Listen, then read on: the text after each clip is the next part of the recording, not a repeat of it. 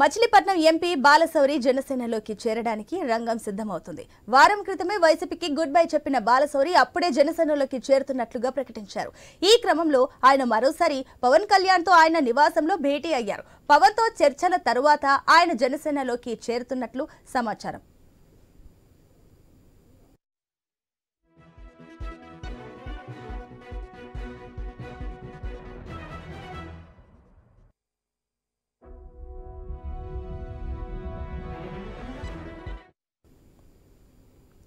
Machilipatnam MP Balashowry జనసేనలోకి చేరడానికి రంగం సిద్ధమవుతుంది. వారం క్రితమే వైసీపీకి గుడ్ బై చెప్పిన బాలశౌరి అప్పుడే జనసేనలోకి చేరుతున్నట్లు ప్రకటించారు. ఈ క్రమంలో ఆయన మరోసారి పవన్ కళ్యాణ్తో ఆయన నివాసంలో భేటీ అయ్యారు. పవన్తో చర్చల తర్వాత ఆయన జనసేనలోకి చేరుతున్నట్లు సమాచారం. దీనికి సంబంధించి మరిన్ని అప్డేట్స్ మా ప్రతినిధి హరీష్ అందిస్తారు.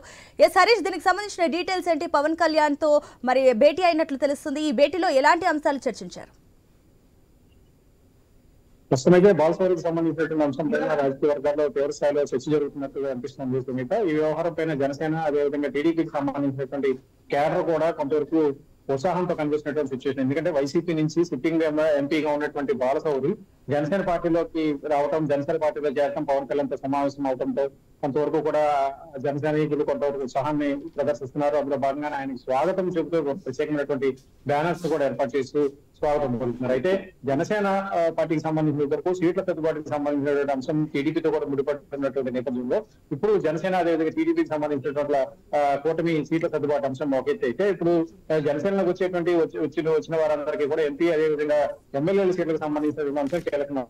ఇప్పుడు బాలశౌరి ఇలాంటి కీలకమైనటువంటి నేత వైసీపీ నుంచి జనసేన చేరడంతో ఆయన ఎంపీ అభ్యర్థిగా తిరిగి జనసేన నుంచి పోటీ చేస్తారా, లేదంటే రాజకీయ వైరంతో భాగంగా మచిలీపట్నం నుంచి శాసనసభ్యుడిగా పోటీ చేస్తారా అనేది కూడా ఒక రకంగా చర్చనీయాంశంగా మారినటువంటి సిచ్యువేషన్. చూసుకుంటే కనుక మచిలీపట్నంలో టీడీపీకి సంబంధించినటువంటి అభ్యర్థిగా కొల్లు రవీంద్ర ఉన్నారు. ఇంకోవైపు వైఎస్ఆర్ కాంగ్రెస్ పార్టీ నుంచి కూడా స్థానిక శాసనసభ్యులు కూడా ఉన్నటువంటి సిచ్యువేషన్ పరిస్థితి కనిపిస్తుంది. ఈ మొత్తం ఎపిసోడ్ మాత్రం జనసేనలో బాలశౌరి చేరిక పట్ల కొంతవరకు ఉత్కంఠంగా మారినటువంటి పరిస్థితి మనకు కనిపిస్తుంది. Right Harish, thank you for the update.